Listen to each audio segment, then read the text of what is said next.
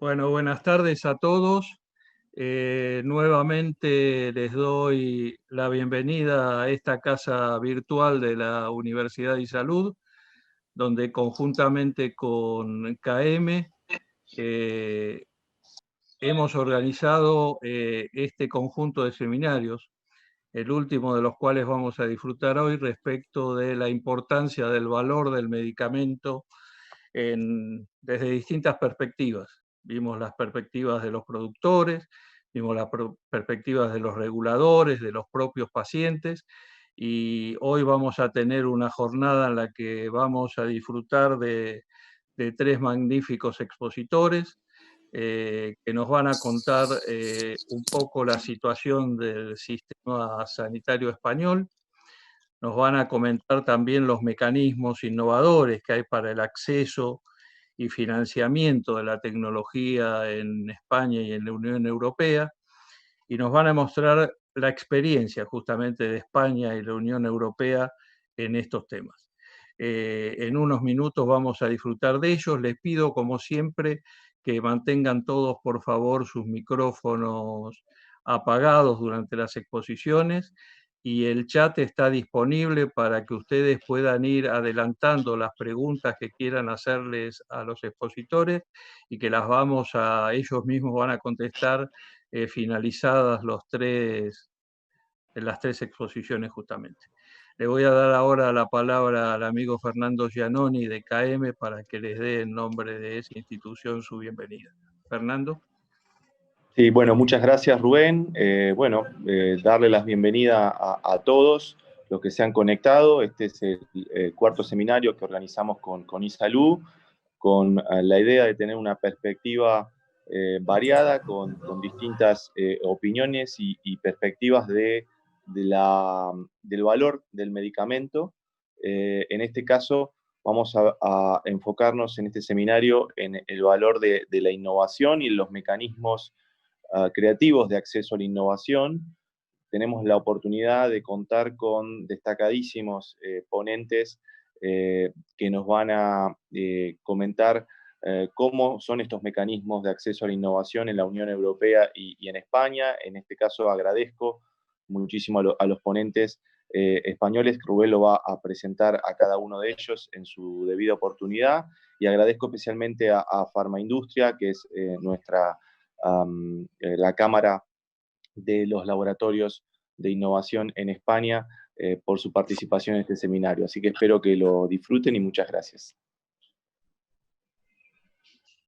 Muchas gracias, Fernando.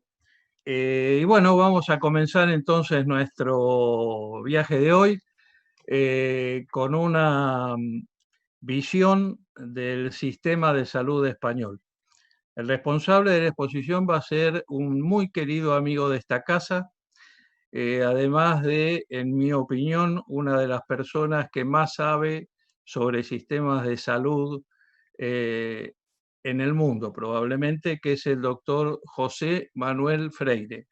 José Manuel es médico y ha demostrado esa sapiencia de la cual él elude mostrarse, no solo desde el punto de vista teórico, sino también desde el punto de vista de la gestión política.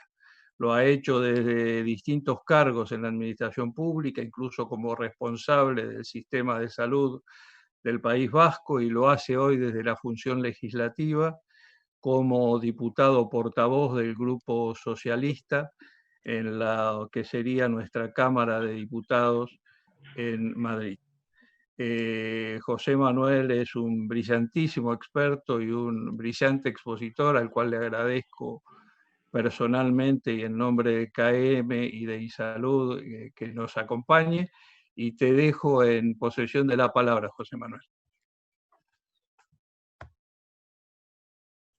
Muchas gracias, Rubén. Estas presentaciones tienen el peligro de decepcionar a todo el mundo, pero en fin, lo arrostro con ánimo. Muchas gracias por esta oportunidad. Voy a compartir pantalla, si se deja. Vale. ¿Se ve bien? Perfectamente, José Manuel. Sí, ¿no? Muy bien. Lo que pasa es que yo ahora no os veo a vosotros. Y esto de hablar para... Necesito ver al personal. Vale. Entonces, como ha comentado Rubén, voy a hacer una pequeña introducción sobre la situación, sobre el sistema sanitario español, haciendo particular referencia a los temas de interés de estos seminarios, es decir, al medicamento, a la situación económica y a temas relacionados. Estoy tratando de poner para, no sé por qué, no veo bien y me interesa veros a todo el mundo. Vale, creo que ya está. Como he puesto en el título de la presentación, son comentarios de actualidad sobre el sistema sanitario español porque todos los que participáis en este seminario conocéis de sobra las características básicas del sistema sanitario español. Como no podía ser menos, hoy la sanidad española está en shock. Y está en shock por coronavirus, como están todos los países del mundo. Aquí hago un resumen sacado hace media hora de los datos que hoy suministra el gobierno. En España tenemos más de 1.600.000 personas que han sido infectadas, casi 200.000 hospitalizados, 15.000 pacientes, más de 15.000 pacientes que han pasado por la UCI y más de 44.000 fallecidos. Aquí veis los porcentajes. Ha sido un shock terrible. Este cuadro muestra bien esta imagen, lo que ha sido la pandemia en España. En primer lugar, estos son los casos habidos y estos son los fallecidos, están a escala diferente. La primera ola fue terrible. Nosotros, yo y Enrique Castellón la vimos en Madrid y os podéis imaginar, esta es la curva. Hubo días en que morían en España 900 personas. Pasó la primera ola y estamos ahora en la segunda, que tiene una característica muy diferente. Muere muchísima menos gente, aunque es importante la mortalidad, y sobre todo afecta a mucha más gente, pero a gente más joven y con unas consecuencias muy diferentes. Pero lo que he traído esto aquí a colación es de que evidentemente no es posible hoy hablar de la sanidad de un país sin mencionar la pandemia, el impacto que la pandemia tiene. Con independencia de ello, para situar al sistema sanitario español en perspectiva, la pandemia nos ha enseñado que no teníamos un sistema tan bueno como el que creíamos, pero a pesar de todo tenemos un buen sistema sanitario. Estos son datos sacados de una publicación recientísima donde dice mortalidad por causas evitables, tratables médicamente, o sea que el sistema sanitario puede prevenir. Y aquí veis a España cómo está entre los mejores países de Europa, el tercero exactamente. No está mal. No somos así de buenos en todo, pero esto es lo que tenemos. Yendo a cosas más sólidas, como es el dinero que nos gastamos en salud, este es un mapa de Unión Europea que muestra más en oscuro los que gastan más. España esto es en gasto sanitario per cápita en poder paritario de compra, es decir, euros que compran, que tienen el mismo poder de compra en cualquier país. Y aquí vemos que España tiene algo más de 2.400 euros per cápita, muy próxima a Italia y algo más que Portugal. Está ciertamente muy por debajo de Francia o de Alemania. Como sabéis bien, en Europa hay dos grandes sistemas sanitarios. Uno sería el sistema sanitario de la periferia europea, sistemas tipo nacional de salud, británico, español, italiano, portugués, nórdico, y luego los sistemas de seguridad social que tienen alguna semejanza con las cajas argentinas. Aquí veis que ciertamente Italia, España están los países que gastan menos, estos los de la Unión Europea, y aquí están Alemania y Francia. Estamos casi mantenidos a esta distancia desde hace mucho tiempo. En gasto sanitario vemos que España gasta 9,6% del PIB y de ello aproximadamente un 30% es privado y un 70% es público. Aquí vemos, por ejemplo, Grecia tiene otra situación, Alemania, Francia. Estamos, diríamos, en la parte baja. En términos de PIB, algo más del 6% es público, esto, el 9 por 6 es el total. Si vemos público-privado, España, como decía antes, tiene aproximadamente aquí un 70, 71 de público y 29 de privado. En términos de privado, España tiene seguros pacientes o población que tenga seguro privado un 15%. Es un seguro, diríamos, adicional al seguro público, porque la sanidad española cubre a todo el mundo. Para comparar, Reino Unido tiene un 10% de población con un seguro similar. Y yendo al tema que interesa, objeto de estos seminarios, el gasto en farmacia, esta es la evolución del gasto público total en farmacia, hospitales y receta de España. En estos momentos estamos en 17.097, son datos 17.097 euros, millones de euros. Y hace aproximadamente 15 años pues gastábamos casi 5.000 menos. Pero hay una cierta estabilidad con estas oscilaciones. Este es un gráfico de la oficina de la AIREF, que es una oficina española de control de monitorización del gasto público. Este es el gasto hospitalario. Aquí el gráfico es muy diferente. Aquí hay un gran crecimiento desde 2.324 millones a 6.000.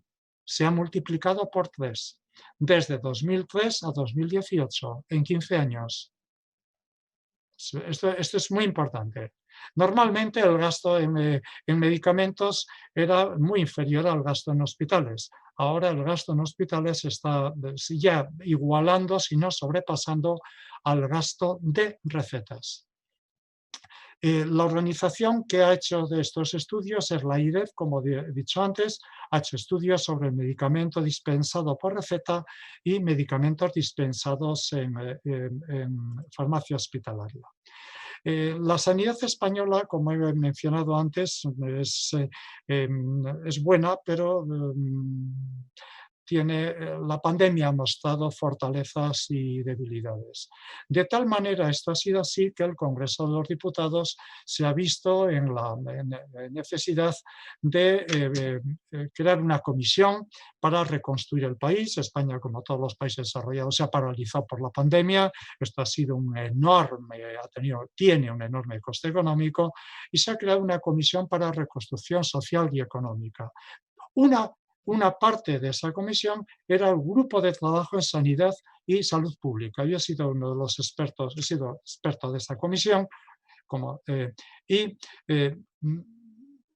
Aquí os pongo el índice de los temas que han sido trabajados: gobernanza, recursos humanos, atención primaria, salud pública, investigación.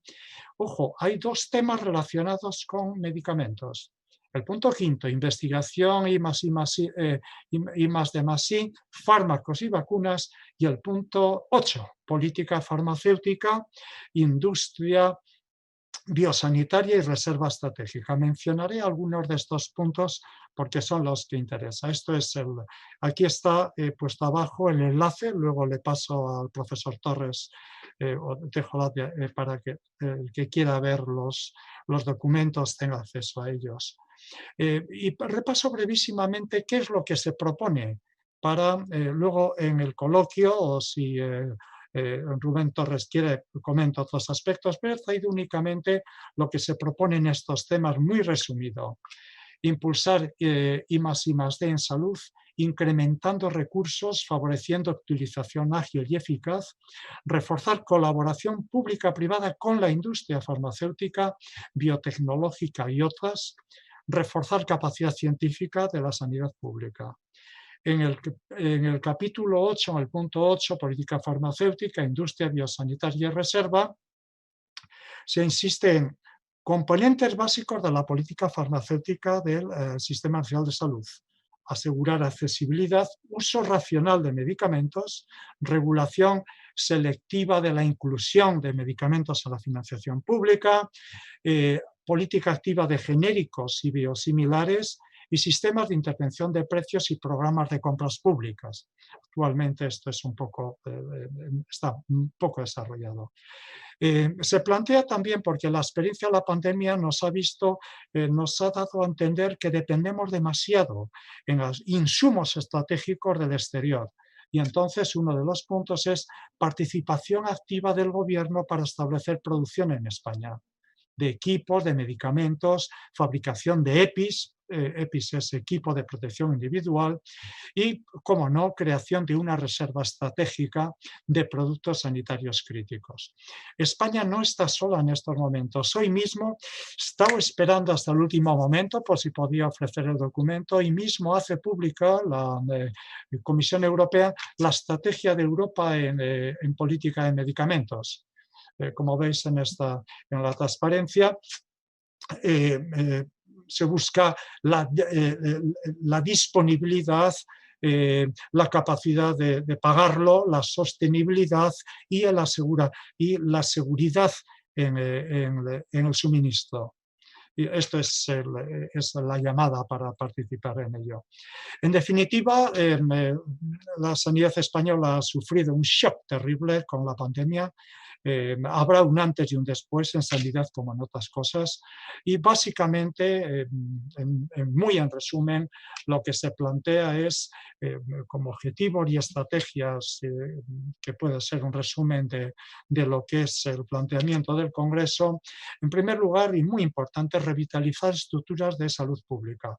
España tiene una salud pública víctima de su propio éxito, no muy desarrollada o no todo lo desarrollada que debiera tener. Reformar la gobernanza institucional del sistema. Somos un país compuesto de 17 comunidades autónomas y cada una es una suerte de virreinato sanitario que necesita cambiar su gobernanza institucional para la cogobernanza, para la cooperación, para la colaboración, porque la crisis ha demostrado que esto no funciona del todo bien. En tercer lugar, fortalecer el ministerio. El ministerio durante los últimos años ha adelgazado peligrosamente y nos hemos dado cuenta de que un país federal, semifederal como el nuestro, no puede prescindir justamente porque las responsabilidades están compartidas, se necesita un nodo central de cogobernanza y de coordinación. El sistema sanitario español necesita tocar urgentemente la política de recursos humanos. Tenemos un personal sanitario, especialmente médico y enfermería, extraordinariamente bien formado, pero víctima de un maltrato institucional tremendo. Gastamos muy poco en sanidad, como hemos visto al principio, y evidentemente esto se nota y hay una conciencia general de que hay que mejorar esto. Hay que reorganizar el modelo asistencial, sobre todo residencias de mayores. Los ancianos institucionalizados es una de las tragedias de esta pandemia en España. En séptimo lugar, dotar al sistema de inteligencia sanitaria, que es un concepto que abarca muchísimas cosas, desde sistemas de información, elementos de organización, de gobernanza inteligente, en definitiva de mirar el futuro y de planificar. Y con esto yo creo que he terminado la presentación y espero haber hecho honor a lo que me planteó inicialmente Rubén Torres. Muchas gracias y lo dejo aquí. Muchísimas gracias, José Manuel. una magnífica descripción de la situación actual del sistema español. Y entre las cosas que mencionaste, cuando hablabas de estas propuestas que ha hecho el núcleo de los diputados, vos hiciste referencia a la regulación de la cobertura o financiamiento de determinados tipos de medicamentos por el sector público. ¿Cuáles son las medidas o las formas o herramientas que se utilizan para ejercer esa regulación sobre el financiamiento de tecnología? Bueno, básicamente o sea, hay dos procesos que son diferentes. De un lado es la autorización del medicamento y de otro lado es la inclusión del medicamento en la financiación pública. Eso se hace a través de una comisión interministerial de precios que acuerda el precio del medicamento y su introducción en el sistema de financiación. Aparte de eso, hay otros mecanismos que tratan de diríamos que la sanidad pública utilice los medicamentos, por referirme exclusivamente a ellos, de una manera solvente técnicamente, y entonces hay un informe de posicionamiento terapéutico que viene a ser una indicación a los profesionales de para qué se autoriza este medicamento.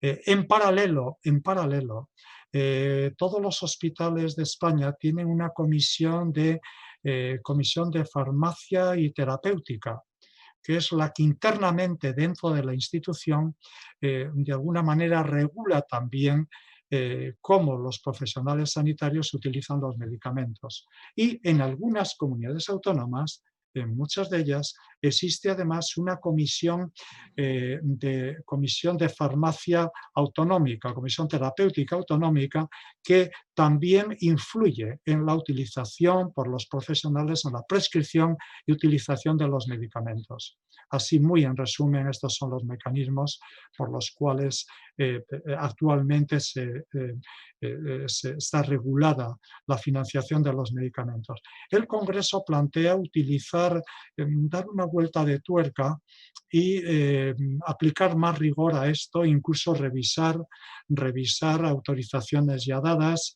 y introducir elementos de evaluación de coste-efectividad. Dos preguntas a esto, José Manuel. Tú hablaste de una comisión interministerial que es la que decide la incorporación al financiamiento público.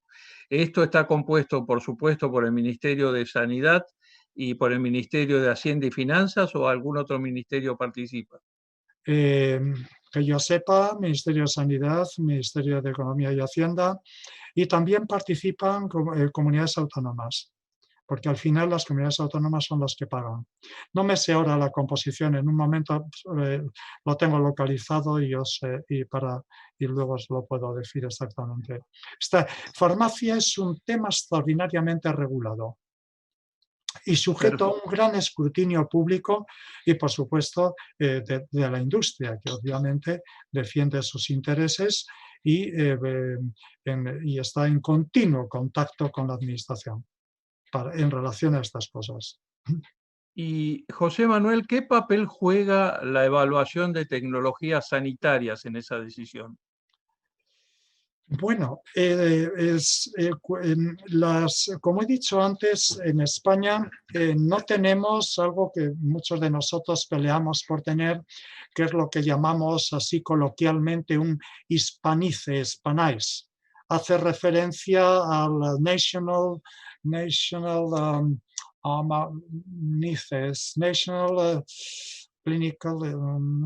National Institute of Clinical Excellence. Es una institución británica que es como paradigma paradigma mundial de evaluación de prácticas y tecnologías sanitarias. Ahí tiene un equivalente en Alemania. España tiene una agencia de evaluación de tecnologías sanitarias, pero diríamos relativamente pequeña. Está en el Instituto de Salud Carlos III, donde trabajo yo, donde soy profe emérito, en la escuela, cerca de la Escuela Nacional de Sanidad. Pero varias comunidades autónomas han montado sus propias agencias. Todas estas agencias, la Nacional de España y las comunidades autónomas, están coordinadas y evalúan medicamentos y los ponen en común esta evaluación. Entonces es un tema muy interesante, es una especie de cooperación, de puesta en común del conocimiento que resulta de la evaluación que se hace tanto a nivel de la Agencia Central como de las autonómicas de los medicamentos. Esto es muy interesante y yo creo que valioso. Bueno, muchísimas gracias, José Manuel, y luego te vamos a transmitir las preguntas del público. Muchísimas gracias. Gracias a vos, encantado.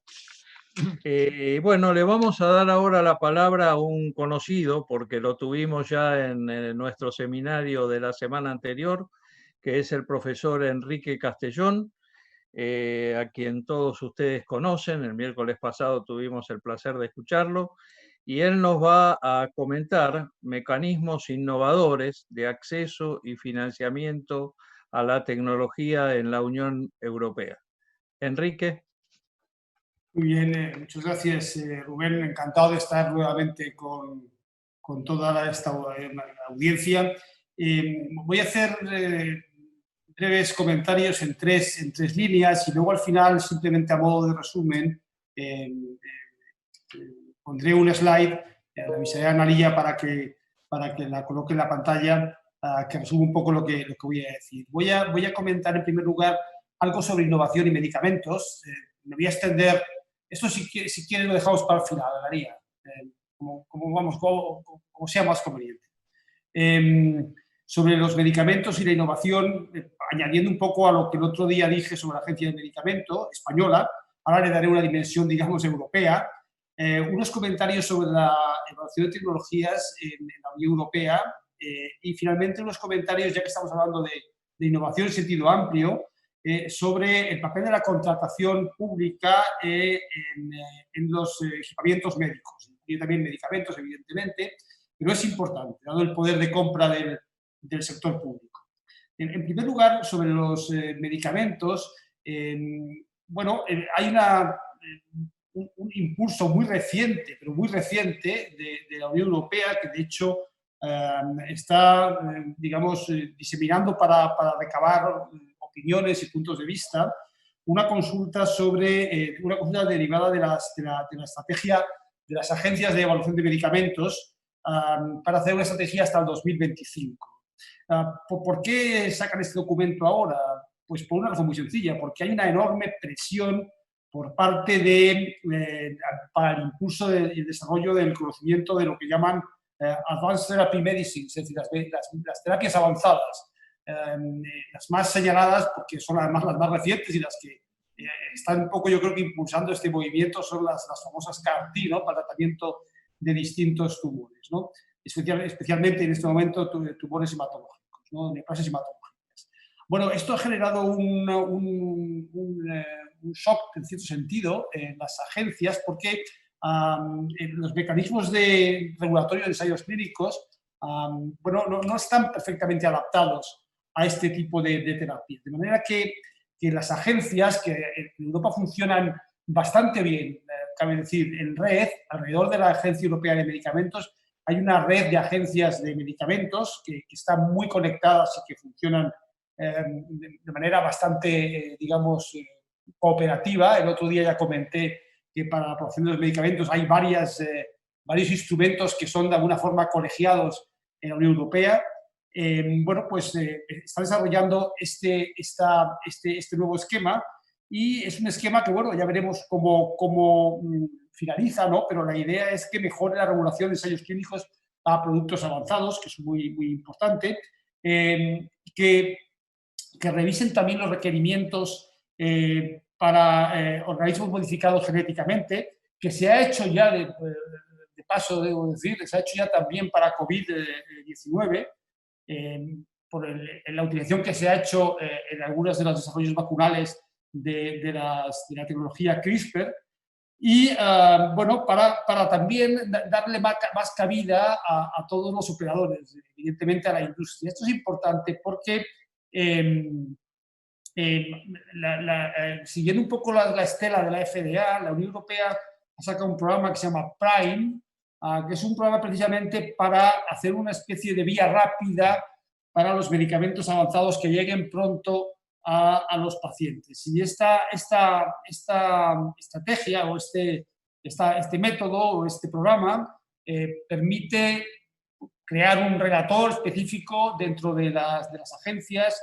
Hay contactos mucho más, digamos, activos y continuados con las compañías que desarrollan estas nuevas tecnologías, y aparentemente, bueno, pues cabe pensar que los procedimientos se van a hacer más rápidos. No está muy claro que sea así, de hecho ha habido quejas por parte de la industria, porque realmente comparado con el uso que se le está dando en los Estados Unidos, por ejemplo, y también en Japón, a estos, digamos, programas de medicamentos avanzados para, en fin, acelerar los desarrollos regulatorios, bueno, pues no están funcionando, y aparentemente, según he escuchado yo algunas de las quejas por parte de la industria, hay demasiados rechazos a proyectos que plantean entrar en esta vía más rápida. Bien, esos son los comentarios que quería hacer con respecto a la estrategia más reciente de la Unión Europea para medicamentos avanzados. Bueno, paso a hacer unos comentarios sobre la evaluación de tecnologías en la Unión Europea como incentivo de la innovación. Lo primero que tengo que decir es que hay un elemento de coordinación, pero la Unión Europea de momento domina una cierta fragmentación, porque que no hace sino reflejar el hecho de las particularidades que tienen los procesos de decisión para incorporar tecnologías en los diferentes países, ¿no? Es verdad que cada país, a la evaluación de tecnologías, que tiene, digamos, distintas aplicaciones potenciales, le da más peso a unas que a otras. Por ejemplo, al uso apropiado de tecnologías ya existentes versus el uso de tecnologías que aparecen como ex novo. También para establecer líneas, guidelines en el manejo de la tecnología y eventualmente para tomar decisiones de financiación. Hay países que le dan más peso a unas aplicaciones que a otras. En general, no se le está dando demasiado peso al tema de la financiación, es decir, de utilizar la evaluación de tecnologías para tomar decisiones de financiación, y sí se le está dando más peso, específicamente de manera limitada, al uso de las tecnologías, de la evaluación de tecnologías para tomar decisiones acerca de la continuidad o no de determinadas prácticas o usos tecnológicos, ¿no? de equipamientos tecnológicos. ¿Qué problemas hay con la evaluación de tecnología en la Unión Europea? Bueno, aparte de esta cuestión que acabo de mencionar, de la limitación para aplicaciones esporádicas de la evaluación, hay también adolece también de una escasa colaboración o participación de los operadores interesados. Es decir, es como digamos, está aislado del mundo real, por así decirlo, hasta cierto punto. Hay también un problema en el timing, es decir, esto pasa menos en medicamentos que productos. Medicamentos exige llegar al final para que pueda ser autorizado un medicamento, pero claro, hacer lo mismo en productos sanitarios, normalmente en equipamientos sanitarios, productos sanitarios llegan a una posición de poder ser utilizados sin que se haya podido recoger toda la casuística. Es decir, no es fácil hacer un lanzamiento cuando está todo hecho, un ensayo clínico, digamos, en las mismas condiciones que los medicamentos. De manera que aquí lo que se produce es que se convierte en algunas ocasiones la evaluación de tecnologías en una barrera regulatoria adicional, ¿no?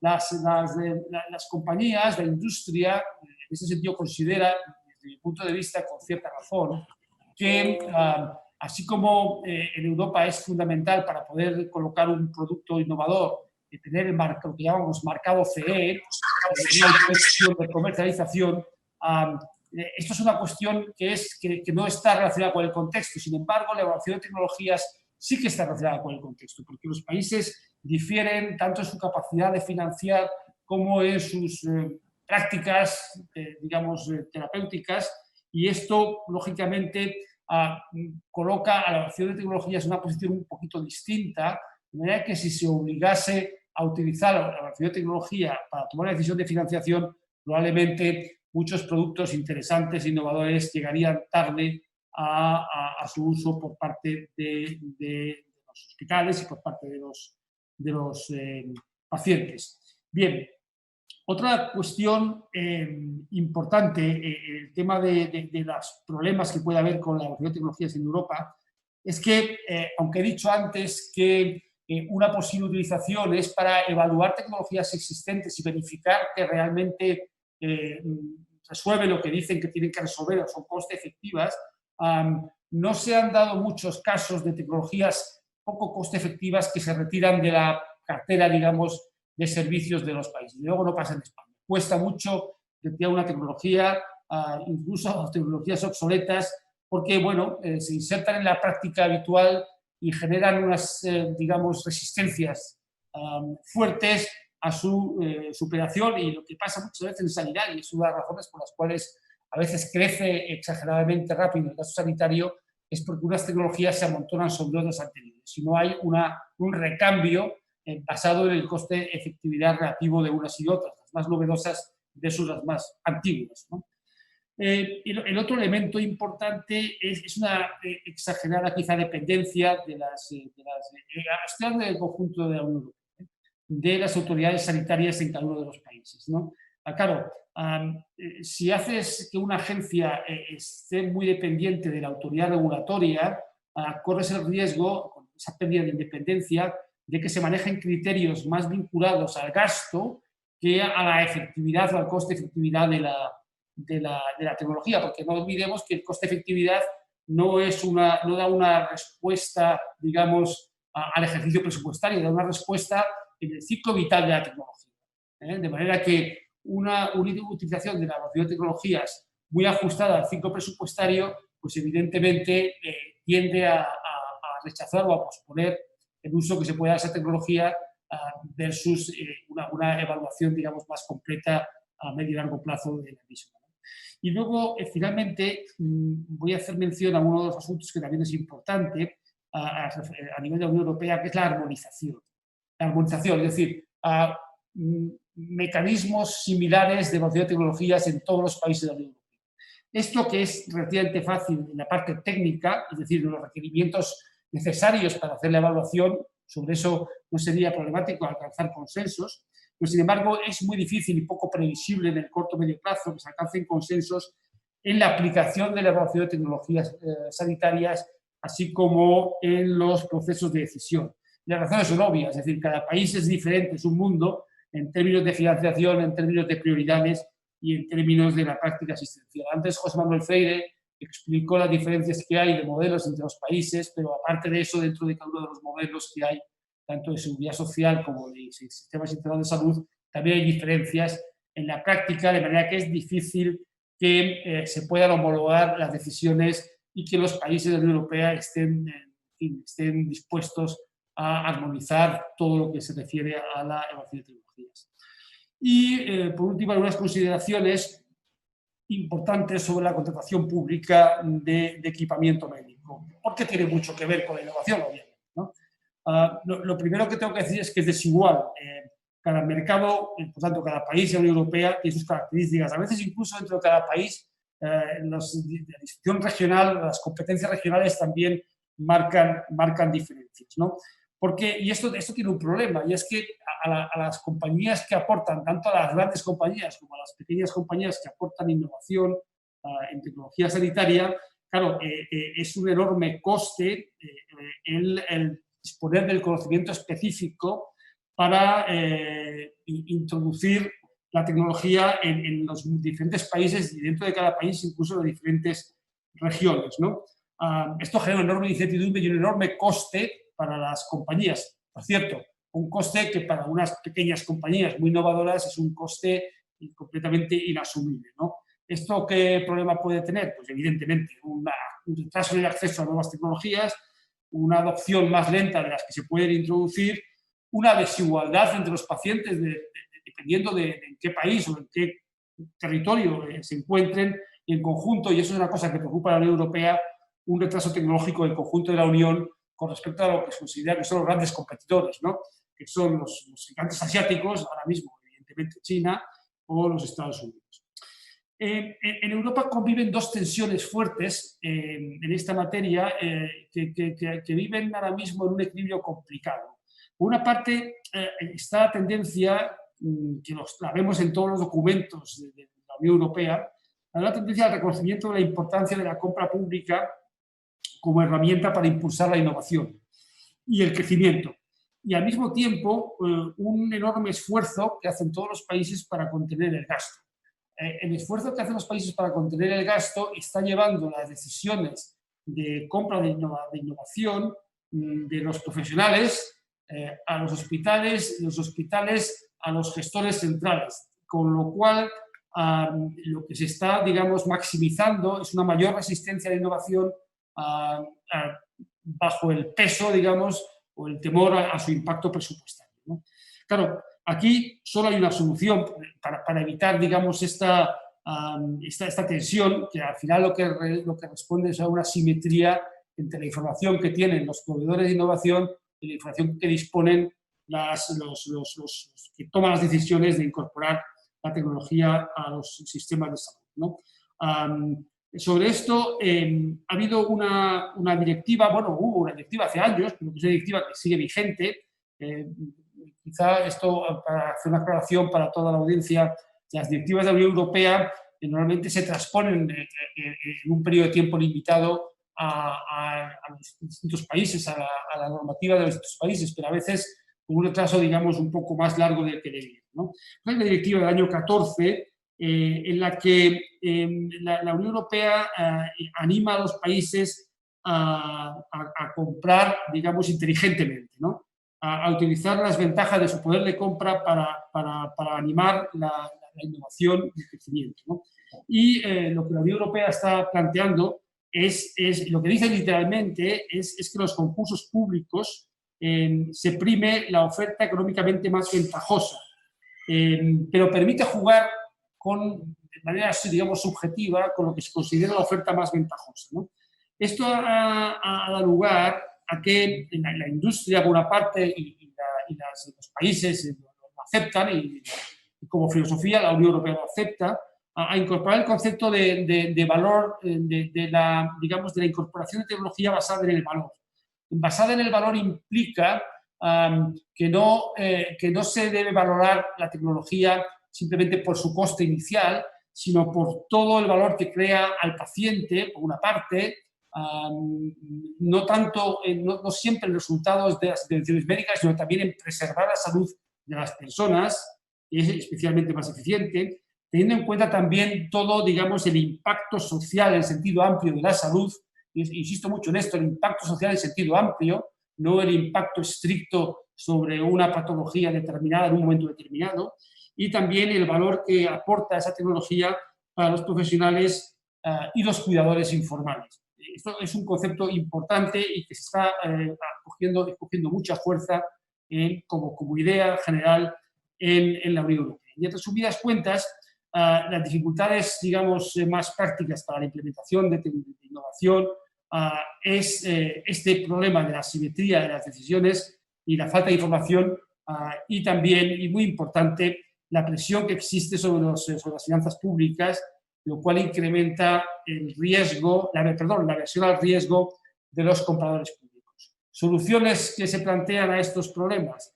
En primer lugar, considerar que esto es un problema, el tema de la aversión al riesgo, que supone la innovación, un problema de ámbito cultural que compete a todo el ecosistema y no solamente a las autoridades públicas que toman las decisiones, ¿no?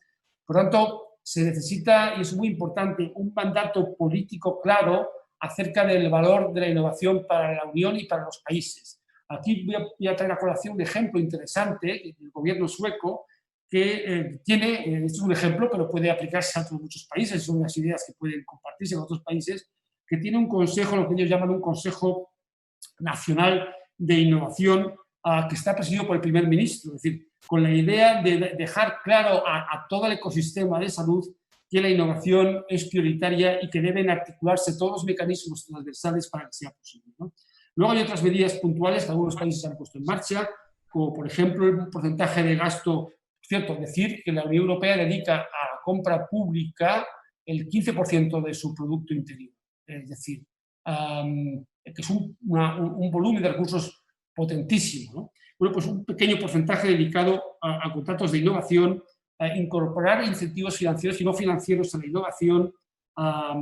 De hecho, incentivos financieros ya existen. Hay muchos programas de la Unión Europea que apoyan la compra pública innovadora en los países, en cada uno de los países. La gestión del riesgo, seguros, riesgo compartido, es decir, en función de resultados, pero también en función del valor creado. Y luego una cosa muy importante, porque mucha de la innovación proviene de empresas pequeñas y medianas, y la Unión Europea ya ha establecido a través de la directiva que he hecho mención antes, a procedimientos y garantías que son asequibles a pymes para que las productas pequeñas y medianas empresas no tengan las enormes dificultades que las complejidades de las transacciones imponen y que solamente permiten, de hecho, participar a las grandes corporaciones.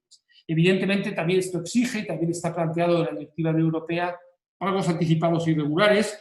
Y otra iniciativa muy interesante que algunos países se han puesto en marcha, el ejemplo que yo tengo más en la cabeza es el de Austria, agentes de innovación que sirven de puente entre los compradores públicos y las empresas innovadoras para encontrar fórmulas que permiten acceder a las empresas innovadoras a los procesos de compra pública. Y finalmente, Analía, si pones la transparencia que os he pasado hace un momento, este es un resumen que una asociación de compañías tecnológicas, que es MedTech Europe, ha planteado como principios de compra inteligente, de común acuerdo con las autoridades de la Unión, que reflejan un poco lo que acabo de decir. Pongo esta transparencia que también puede quedar en el hacerlo común de este seminario, porque son las 4 cuestiones fundamentales que he desarrollado y que deberían servir para que la compra pública sea realmente un motor de innovación a la Unión Europea. Incorporar la calidad y el coste, no solamente el precio como antes, en la compra pública, involucrar a todos los operadores y desarrollar un partenariado entre los distintos agentes en los procesos de compra pública innovadora, impulsar las buenas prácticas y finalmente no abusar del uso, digamos, monopsónico del poder de compra de las autoridades sanitarias, sino permitir que haya una cierta competencia que sea además útil para que se puedan explorar pues, potencialidades de la tecnología que permitan a otros incorporarlas a la vista de los resultados que dan en aquellos, digamos, ¿cómo diríamos? Primeros adoptadores o early adopters, ¿no? Primeros utilizadores de tecnología innovadora que pueden servir de ejemplo para el resto de los países o de las regiones en el uso de esa tecnología innovadora. Y bueno, pues nada más por mi parte y bueno, responder a las preguntas que Rubén o la audiencia quiera hacer. Gracias. Bueno, muchas gracias, Enrique. Le reitero a la audiencia que las preguntas que quieran hacerle tanto a José Manuel como a Enrique las vayan pasando por vía del chat mientras disfrutamos de la última de las exposiciones. Tenemos hoy la visita de Pedro Luis Sánchez. Pedro es licenciado en Ciencias Económicas y Empresariales por la Universidad de Alcalá de Henares, tiene una maestría en Economía Industrial por la Universidad Carlos III y una en Economía de la Salud por la Universidad Pompeu Fabra de Barcelona. Y actualmente, y desde hace varios años, más de 15 creo, Pedro, sí, es el director del Departamento de Estudios de Farmaindustria. Muchas gracias, Pedro. Bueno, pues nada, muchas gracias por la invitación. La verdad es que, bueno, estoy encantado de poder compartir con todos ustedes algunas reflexiones, ¿no? sobre nuevos mecanismos o mecanismos innovadores de financiación de las tecnologías sanitarias, realmente yo voy a hablarles de la financiación del medicamento, que es lo que yo mejor conozco. Voy a compartir con ustedes una presentación que he preparado.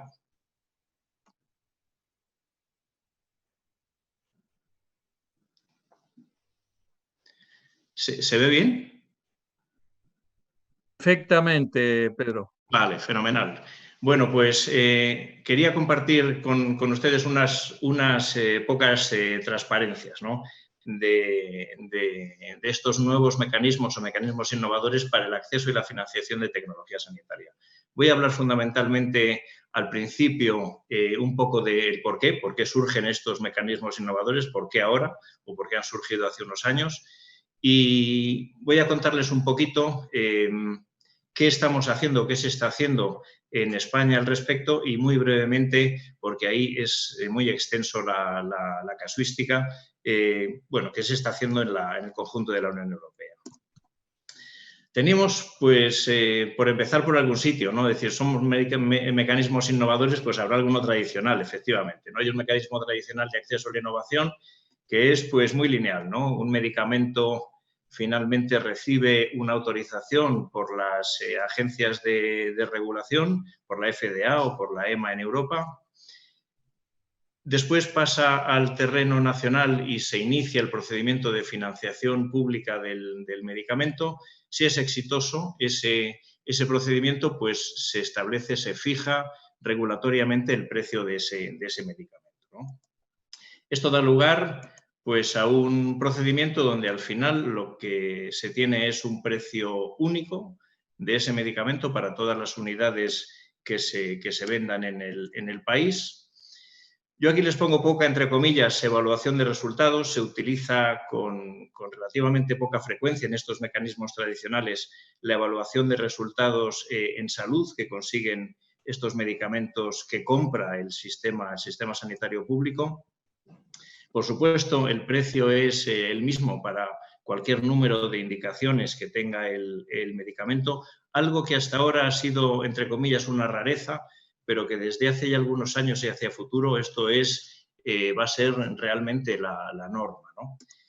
Y luego, finalmente, lo que daba lugar es, pues, al único, digamos, la única palanca de gestión de esa demanda, que era a partir de revisiones del precio, ¿no? Revisiones de ese precio en función, pues, de las ventas que estaba realizando el fármaco, de la entrada de nuevos competidores, etcétera, ¿no? Entonces, este es el mecanismo tradicional.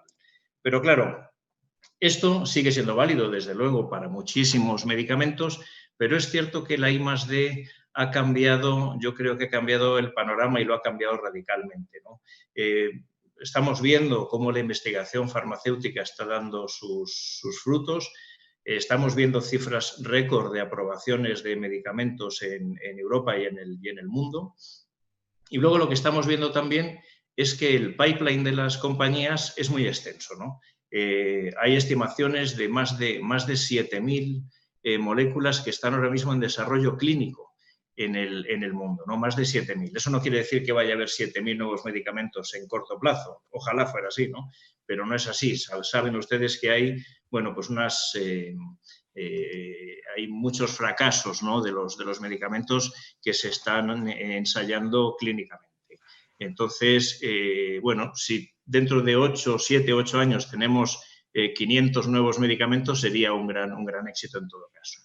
Pero bueno, realmente esto no todo son noticias, digamos, aunque esto es una noticia muy positiva, tiene algunos problemas que paso a comentarles, ¿no?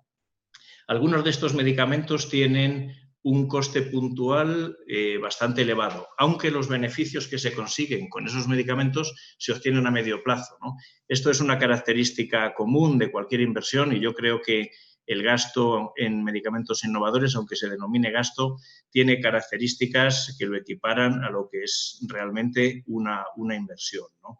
Entonces, este coste puntual alto se tiene que hacer frente en un momento, y estos beneficios son tanto en términos de la salud del paciente como también ahorros de coste que puede generarse para el sistema sanitario, pues por los propios beneficios que aporta el fármaco, y también, dado que estos medicamentos mejoran la salud de la población, pues evidentemente una población más sana es una población más productiva y eso genera crecimiento económico, ¿no? Yo creo que esto que hasta hace pocos meses, iba a decir, era difícil explicar, pues desgraciadamente la pandemia yo creo que esto lo ha hecho evidente para todo el mundo, ¿no? Cómo la salud de la población influye en la economía de un país.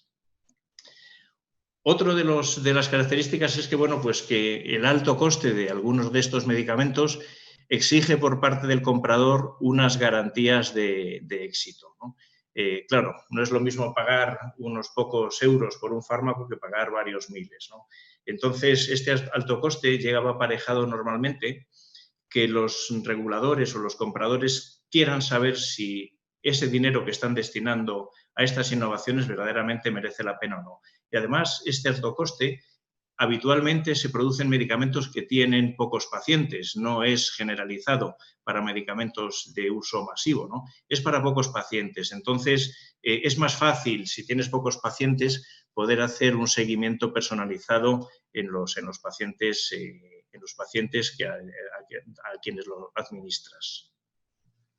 Luego también existe incertidumbre, ¿no?, sobre la magnitud y la duración del beneficio clínico, pero ya no tanto en los ensayos clínicos como en la práctica clínica, ¿no? Queremos saber, o los pagadores evidentemente quieren medir y quieren saber, bueno, pues qué es lo que, si esos resultados que se estaban obteniendo a nivel ensayos clínicos, pues se materializan o no en la práctica clínica habitual.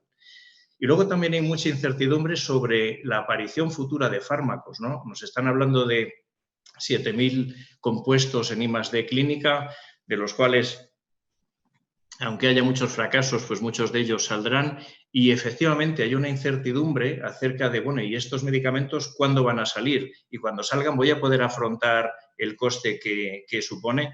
En un mundo donde los presupuestos fueran ilimitados, pues eso sería un problema menor, ¿no?, básicamente inexistente, pero evidentemente cuando hay un presupuesto, pues ese presupuesto es limitado y en el caso de los presupuestos sanitarios y farmacéuticos, pues especialmente limitado, ¿no? Y el margen de maniobra es bastante pequeño, ¿no? Y luego algo muy importante, ¿no?, que a lo mejor no ocupa en la exposición que estoy haciéndoles el lugar realmente que yo creo que se merece. Y es que hay que prestar mucha atención al porcentaje o al número tan alto de medicamentos que se están aprobando con más de una indicación, que es un número alto y es un número creciente en el tiempo, ¿no? Estos medicamentos tienen unas características especiales que hacen que la regulación tradicional en ellos funcione particularmente mal. Luego lo veremos un poquito.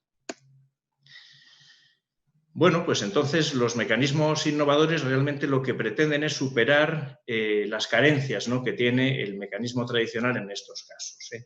Yo lo que voy a exponerles ahora es cómo se clasifican, una clasificación, digamos, más bien teórica de cuáles son los tipos de medicamentos innovadores que están planteados o que ya se están utilizando en distintos países, ¿no? Aquí pongo que no son mutuamente excluyentes entre sí. Un medicamento se le puede aplicar 1, 2 o 3 de estas categorías, ¿no?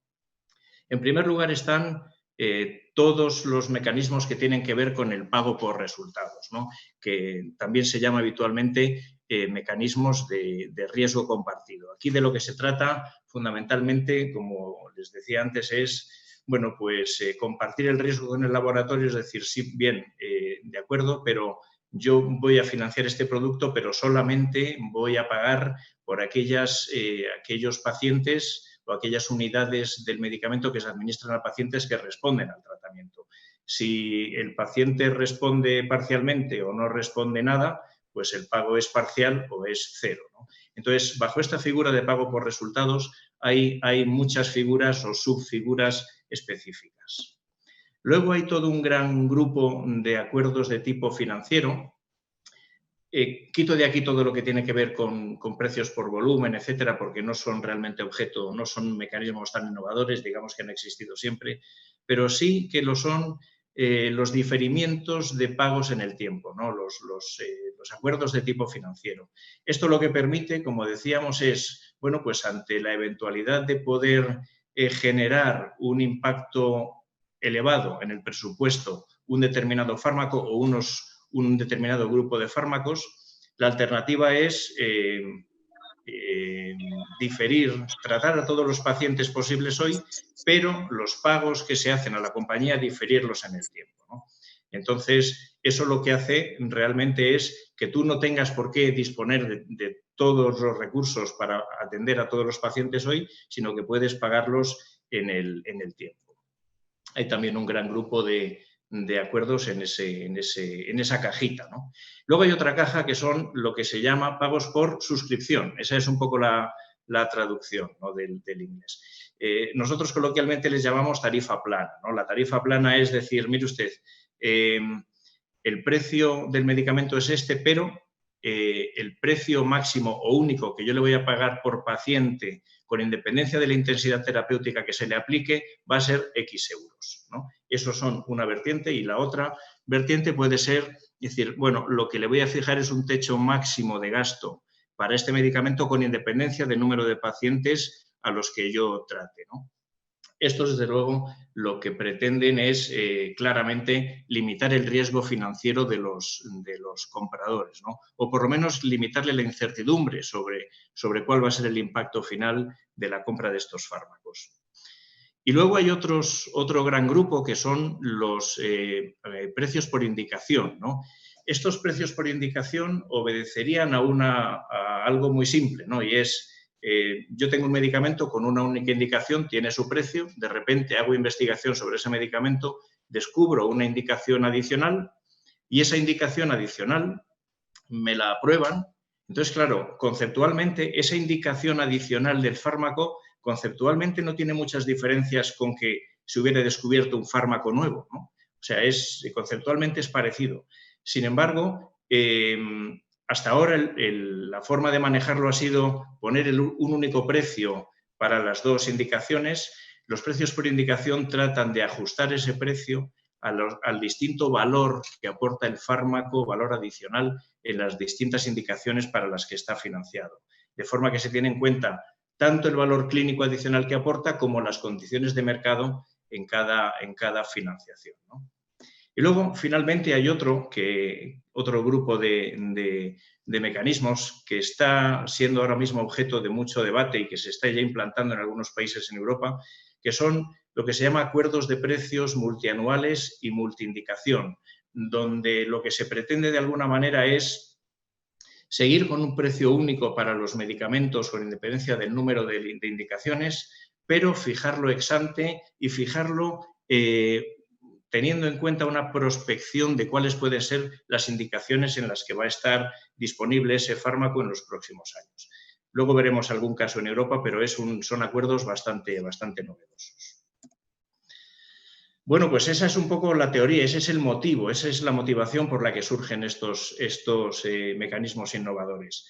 Ahora, pasar de la teoría a la práctica siempre es complicado y en este caso más.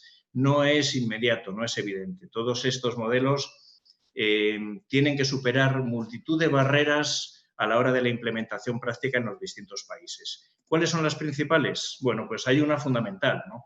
Y es que, mire, todos estos acuerdos, o la inmensa mayoría de ellos, de lo que se trata es de medir en la práctica clínica real. Tiene usted que medir resultados en salud, tiene usted que medir resultados seguramente en costes. De forma que si tiene que medir, necesita de una infraestructura adecuada de recogida y de análisis de datos. Y eso cuesta dinero, puede ser caro, pero más allá del coste económico en sí de montar esta infraestructura, es, digamos, la revolución que eso organiza en un sistema de salud que no esté mínimamente preparado para ello. En algunos casos, estas limitaciones pueden ser absolutas para la implantación de estos sistemas. Luego, en muchos casos, también implican reformas legislativas. Por ejemplo, pues tiene que ser posible legalmente que en un país un mismo fármaco tenga precios distintos para indicaciones distintas. Hay países donde eso no es posible, habría que hacer reformas legislativas. O hay países también que no pueden por ley pasar o transferir gastos de un gobierno a otro. de forma que todo lo que tiene que ver con el diferimiento de pagos pues puede ser problemático. De hecho, en algunos casos puede estar hasta prohibido legalmente, de forma que tiene sus complejidades, ¿no? Luego también es importante mantener unas garantías de confidencialidad. A fin de cuentas, estamos hablando del manejo de datos personales de los pacientes y también garantías de confidencialidad porque muchas de los acuerdos pues manejan, digamos, información comercialmente sensible para los laboratorios. Muy importante el cuarto. Hay que tener voluntad política. Desde luego, si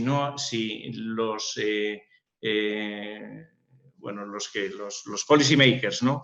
en el ámbito de la política sanitaria y regulatoria no tienen voluntad de avanzar en este camino, es muy complicado, ¿no? Tienen que creérselo, tienen que creer que estos mecanismos son importantes porque aceleran el acceso de los pacientes, porque va a permitir a los pagadores manejar la incertidumbre clínica, porque van a otorgar un control del impacto presupuestario.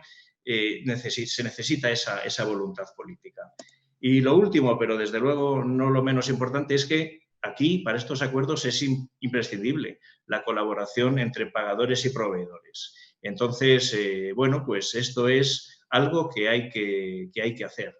Entonces, las barreras son importantes. Pero eso no quiere decir que no se puedan rebasar, porque ahora lo que os quiero contar, o lo que les quiero contar es, bueno, pues que hay países que ya han emprendido estos caminos, algunos más con más desarrollo que otros. Yo les voy a contar ahora mismo la experiencia de España, pero luego veremos algunos casos en la Unión Europea.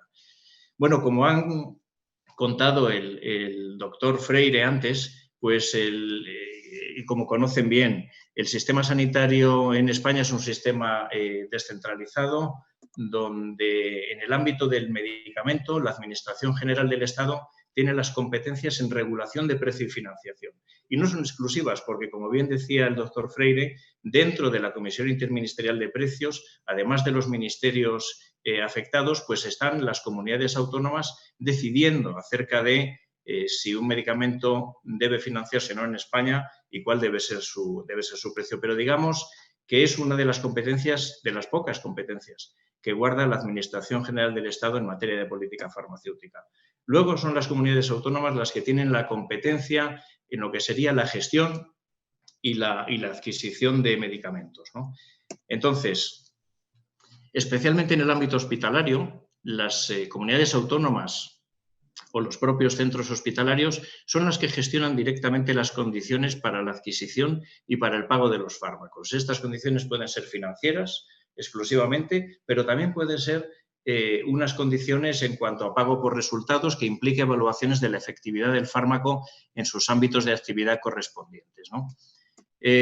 Los acuerdos financieros, desde luego, están muy extendidos entre comunidades autónomas y los de riesgo compartido pues son menos frecuentes, entre otras cosas, porque también es verdad que no todos los medicamentos se prestan a tener un acuerdo de riesgo compartido, pero desde luego que existen en muchas comunidades autónomas y en muchos hospitales. Yo creo que el primero, tal y como está registrado en algún artículo, el primero de estos acuerdos de riesgo compartido en España no es muy antiguo. Es del año 2011 y tuvo lugar en el Hospital de Granada, en Andalucía, creo. Y era un acuerdo de pago por resultados entre el hospital y un laboratorio farmacéutico. Ahora está más extendido, pero vamos, no tanto realmente como los acuerdos financieros.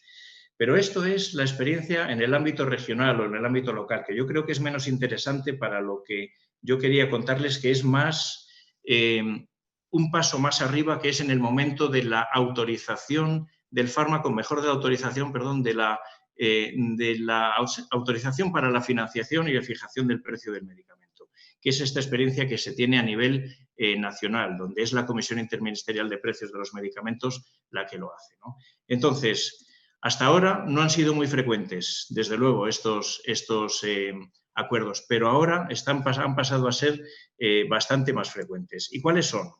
Pues fíjense, entre las figuras más importantes que se fijan a nivel nacional son visados a la prescripción de los fármacos, o sea, el médico puede prescribir, pero para la dispensación efectiva necesita una autorización de entes superiores. Techos de gasto o limitaciones al coste por paciente, como veíamos antes, es una de las figuras de los mecanismos innovadores. Riesgo compartido, pago por resultados, también a nivel nacional. Aquí estamos hablando de a nivel nacional, en la regulación del precio, lo que lleva aparejado una autorización de financiación y precio. Seguimiento de los pacientes y, desde luego, registros de pacientes o protocolos farmacoclínicos para la utilización de los fármacos.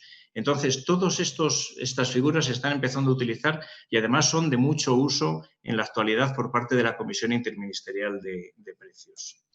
Además, les quería comentar una de las herramientas de la que se ha dotado el Ministerio de Sanidad para medir los resultados en estos acuerdos. Y es una herramienta que se llama Valtermed, que es un acrónimo de valor terapéutico de los medicamentos. Se implantó en el año 2019 el objetivo es determinar el valor terapéutico de los medicamentos en la práctica clínica real. Lo que se pretende es verificar que los resultados esperados por estos fármacos se cumplen en las condiciones reales de práctica clínica. Inicialmente, los medicamentos incluidos en Valtermed son medicamentos, y cito textualmente de las declaraciones en el Ministerio, de elevada incertidumbre clínica o financiera.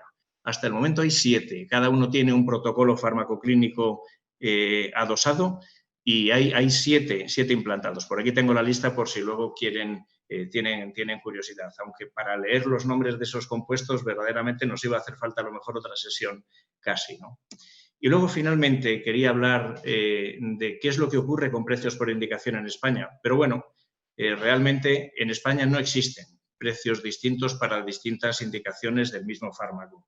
Se sigue aplicando el método tradicional que realmente, en mi opinión, ¿no?, y en la opinión de mucha gente, pues es un mecanismo extraordinariamente imperfecto, ¿no? Porque cuando tú tienes una nueva indicación del fármaco, pero no lo tratas como un fármaco nuevo, le aplicas el precio que tenía ese medicamento en otra indicación que es completamente distinta, pues es verdaderamente complicado. Tendría que ser una carambola que ese precio único que da para las dos indicaciones pues reflejara verdaderamente las condiciones de valor añadido por el medicamento en cada indicación y, desde luego, las condiciones del mercado en dichas indicaciones, ¿no? Esto no existe. Pero yo creo que hacemos mal si no nos preocupamos por cómo solventar este problema, porque si nosotros miramos el pipeline investigador, bueno, pues yo creo que leí, no me hagan mucho caso con la cifra, pero desde luego si no era esto, era parecido, casi la mitad de estos 7.000 compuestos en investigación, casi la mitad no son investigaciones en nuevos compuestos, nuevos principios activos, sino que son investigaciones en nuevas indicaciones de fármacos ya existentes. Entonces, esto ya está aquí, no hay que mirar muy hacia el futuro, lo tenemos aquí y, desde luego, si la regulación no se adapta a esta realidad, dejará de ser eficaz, no cumplirá el fin último de la regulación, que el fin último de la regulación, no lo olvidemos, no es estar al servicio del comprador del fármaco. El fin último de la regulación es servir a los intereses de toda la sociedad. Y ya, muy rápidamente, esta es la transparencia que quería ponerles de experiencia en Europa. Hay muchísimos ejemplos, me parece además que estoy fatal de hora, como la presentación la tendrán, aquí simplemente es para que vean, bueno, pues que hay muchos países que ya están implantando, que ya han implantado los mecanismos innovadores. Estonia, por ejemplo, ha implantado ya infraestructura de datos para poder llevar a cabo los precios por indicación. Reino Unido, Bélgica, lo mismo. Suiza es un ejemplo en Europa del manejo regulatorio de la fijación de precios para fármacos que se administran en combinación. El caso de Dinamarca también, que es un modelo de pagos por suscripción donde se fijan, este es en el caso de la fibrosis quística, ¿no?, donde lo que se fija, déjenme que lo mire un momentín, porque aquí no lo veo bien. Sí, lo que se fija es una cantidad fija para la compañía para el tratamiento de un número ilimitado de pacientes, con los productos de su portafolio para el tratamiento de esta patología, y aquí viene lo curioso, actual y futuro, también los medicamentos nuevos o nuevas indicaciones para esta patología que pudieran financiarse, ¿no? Y luego yo creo que el caso italiano, que es el caso, yo creo, paradigmático en Europa. Italia es todo un ejemplo de un país que, bueno, pues que se ha preocupado de esto desde hace tiempo, ha implantado registros de pacientes en el área del cáncer desde hace muchos años y tiene una capacidad de poder poner en práctica mecanismos de medición de resultados y procedimientos de pago por resultados, precios por indicación, etcétera, que yo creo que es la envidia de Europa en este momento. Y bueno, yo termino aquí, les dejo en la presentación algunas referencias por si les pueden ser útiles, todos son documentos que pueden acceder públicamente. Si se meten dentro de los documentos tendrán muchas otras referencias, como bien saben. Y nada más, solo agradecerles su atención y cualquier pregunta que quieran, pues estoy a su disposición. Muchas gracias, Pedro. Muchas gracias. Me he pasado de hora, ¿no? Me parece, Rubén. ¿Cómo? Que me he pasado de hora, creo. No, pero ha sido muy interesante, así que no nos hemos dado cuenta. Quédate tranquilo. Bueno, lo siento. Veo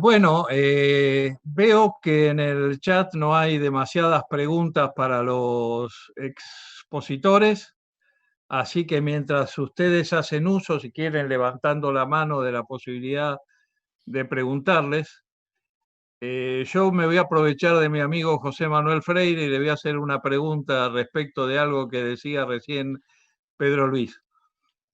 A ver, hasta ahora nos hemos enfrentado al desafío del precio, por ejemplo, de medicamentos de innovación de tipo biológico, en el cual podría plantearse en algunos casos una cierta duda respecto de su efectividad, José Manuel. Y esto se discernía en términos de la evaluación de tecnología sanitaria tradicional. Estamos entrando en un campo mucho más complicado, que es el de la manipulación genética, en el cual esa manipulación evidentemente en muchos casos asegura el resultado casi sin lugar a dudas respecto de la efectividad de los fármacos. Y esto va acompañado de precios considerablemente altos para cualquier economía mundial. ¿Cómo ves ese desafío? Faltan muchos datos y yo no soy experto en estas cosas. Tengo la suerte de estar casado con una profesora de genética para médicos. Y esto me transmite que hay menos milagros de los que se piensa en el mundo de la genética. De hecho, por ejemplo, lo que tú planteas, Rubén, los nuevos, dos al menos de las nuevas vacunas tienen material genético, RNA mensajero, y sin embargo, diríamos, no dan en la diana 100%. Hay casos en los que son suministrados los medicamentos, la vacuna, y sin embargo un porcentaje afortunadamente muy pequeño, pero no responden. 95%, 90%, en fin. O sea que no parece que la cosa, aunque lo que tú planteas es claramente un futuro al que nos habremos de enfrentar y habrá de modificarse cómo abordamos estos temas.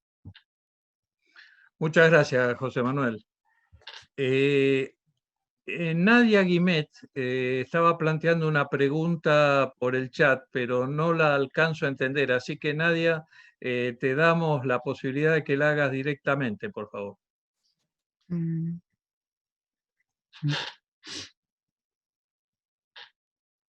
De la medicación, ¿no? Por un lado, quería preguntar, digamos, si hay algún comité bioético que digamos, conjuntamente con los financiadores y los proveedores de la medicación se haya plasmado este tema con respecto a la aplicación o a la suministración de medicación que por ahí no se terminó del todo de confirmar su efectividad.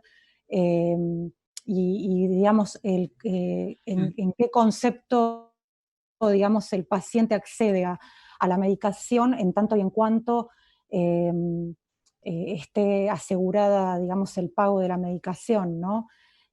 Cómo es esa relación entre la accesibilidad a la medicación, el pago del mismo y bioéticamente la aplicación de una medicación que quizá no está comprobada su efectividad. No sé si alguno o cualquiera de los tres expositores quiere responder esto. Tema complejo, si he entendido bien el fondo del asunto. En España hay una, y yo creo que en otros países hay una presión considerable para basar las decisiones de financiación pública de medicamentos en análisis de coste-efectividad.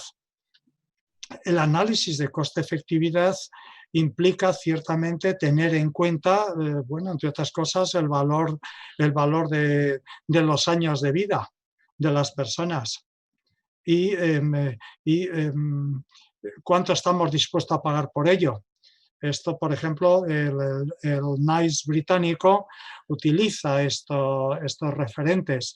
La agencia de evaluación alemana no los utiliza.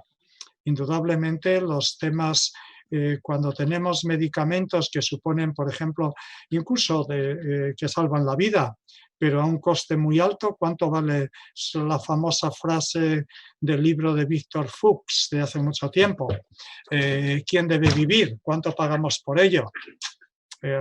Claramente, Nadia, este es un tema extraordinariamente complejo desde el punto de vista de decisiones sociales y decisiones políticas. Muy a menudo en España, y sospecho que en Argentina, en todos los países, bueno, pues hay presiones para autorizar, financiar públicamente medicamentos cuyo beneficio es, desde cierto punto de vista, muy marginal. En términos, bien sea en términos de mejora poco apreciable de la calidad de vida o de alargamiento de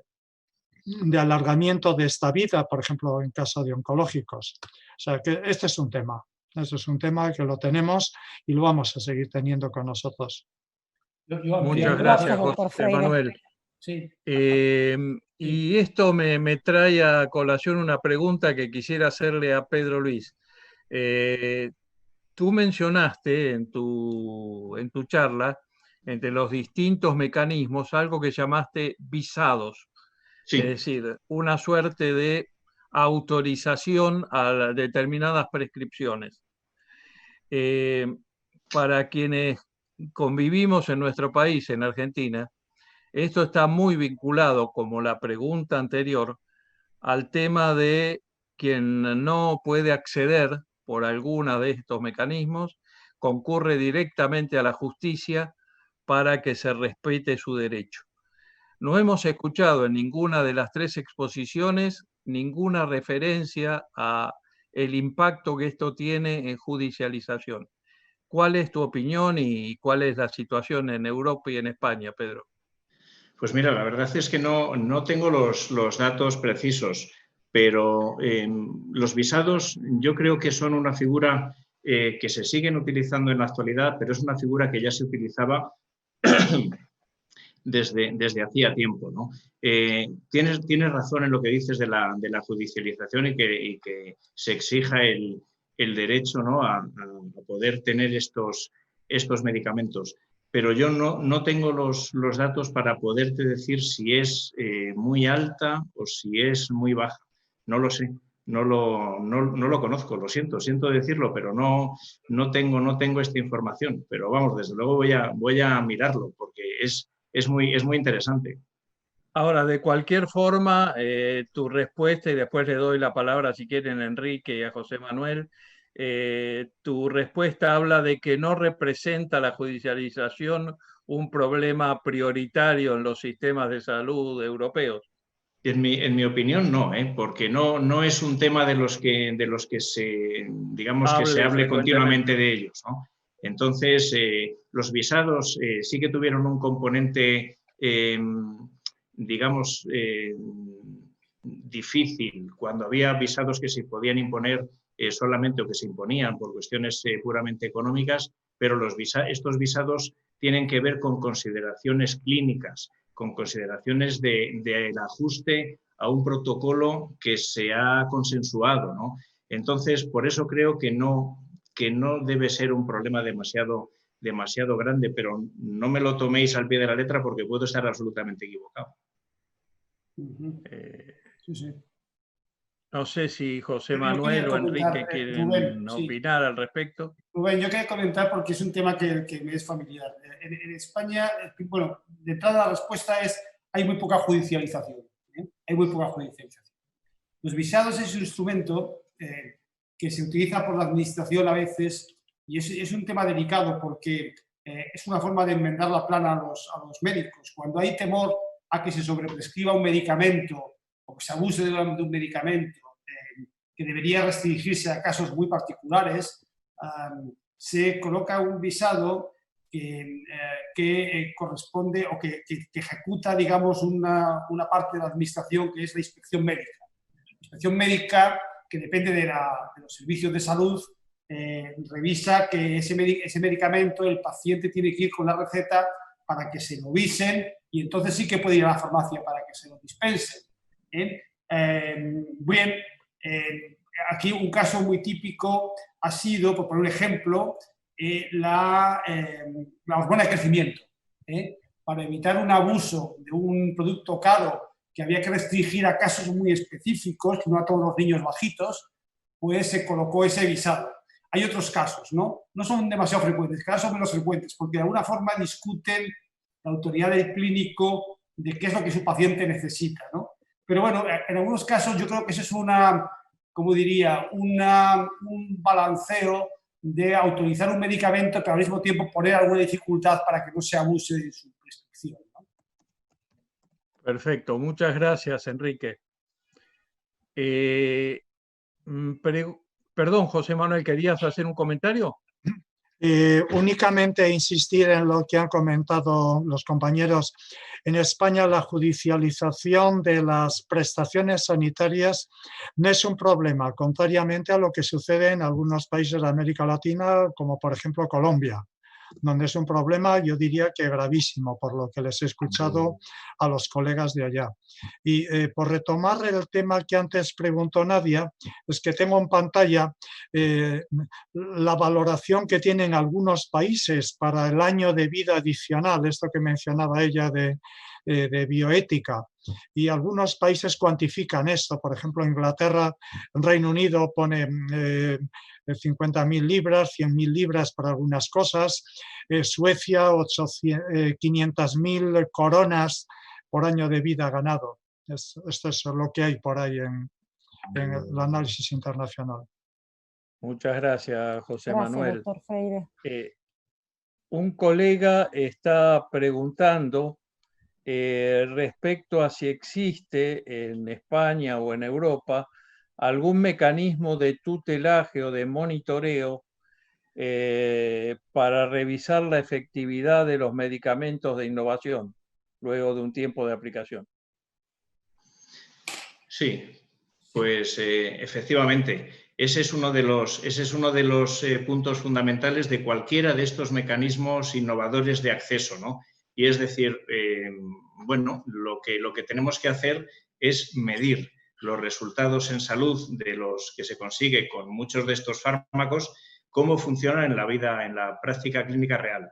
Eso es complejo, como decía, porque necesitas tener la capacidad de medir y la capacidad de analizar, lo cual no es tan sencillo, pero desde luego existen esos mecanismos, se están implantando, no son como lo que se dice, ¿no? Que cuando tienes un martillo todo te parece un clavo. Bueno, pues esto no es un clavo, ¿no? O sea, no sirven realmente para cualquier tipo de productos. Tienen que ser productos pues donde realizar este seguimiento sea factible, sea útil y sea bueno, pues una alternativa evidente, ¿no? Entonces, por eso suelen ser medicamentos de precio muy elevado que pueden ocasionar problemas financieros a los sistemas sanitarios, medicamentos con pocos pacientes, no puedes medirlo, bueno, podrías hacerlo, pero sería tremendo el esfuerzo económico, ¿no? El medirlo en millones de pacientes. Tienen que ser relativamente pocos pacientes, etcétera. Pero sí, muchos países tienen estos mecanismos en marcha de una manera o de otra, ¿no? En España, como os decía, pues en algunos casos están asociados directamente a la resolución de financiación y precio de un nuevo fármaco. Rubén. Sí. Yo quería añadir a esto que ha dicho Pedro, es decir, estos mecanismos son muy importantes porque es una forma de acelerar la entrada de la innovación.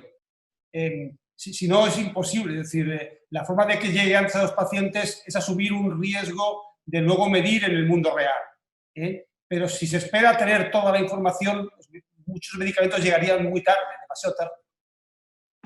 Muchas gracias, Enrique. Un comentario a esto. Sí, adelante. Sí.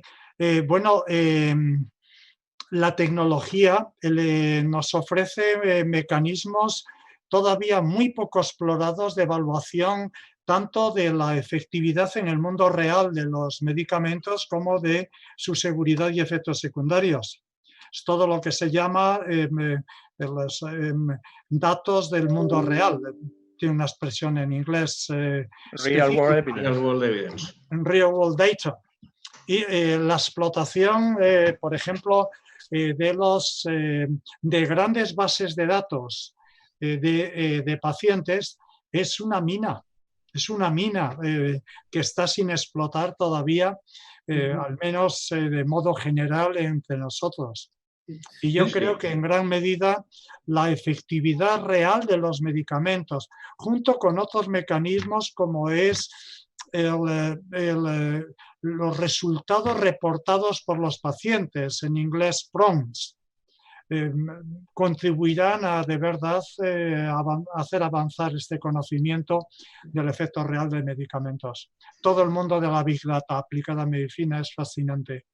Yo diría que la autorización de las vacunas COVID ahora va por ese mecanismo, ¿no? Efectivamente. Sí. Y hasta ahora realmente pues los que no querían medir tenían una excusa, ¿no? Hasta hace algunos años, y es, hombre, yo no puedo medir, no puedo recopilar toda esta cantidad ingente de datos, lo que voy a sacar de ahí, además de muchos de ellos no están estructurados, no sabemos qué hacer con ellos, pero claro, es que como todo avanza, gracias a Dios, ¿no? Pues ahora mismo no se puede decir que no exista una metodología y una técnica para el manejo de cantidades enormes de información y poder sacar de ellas, como decía el doctor Freire, pues poder sacar petróleo, ¿no? de esta información. El futuro, desde luego, va por ahí y además es que va por ahí a una velocidad de vértigo. El que no esté subido en este carro se está perdiendo verdaderamente. Lo primero, incluso para los servicios nacionales de salud o los propios gobiernos, yo creo que es una buena manera de justificar una inversión alta, ¿no? en los medicamentos. Es decir, pues mire ustedes, es verdad, hemos gastado este dinero, pero esto es lo que hemos conseguido. Lo hemos conseguido no haciendo una extrapolación teórica de ensayos clínicos, no. Lo hemos conseguido porque lo hemos medido en la práctica clínica de nuestro país o de nuestra comunidad autónoma. Bueno, muchas gracias a los tres.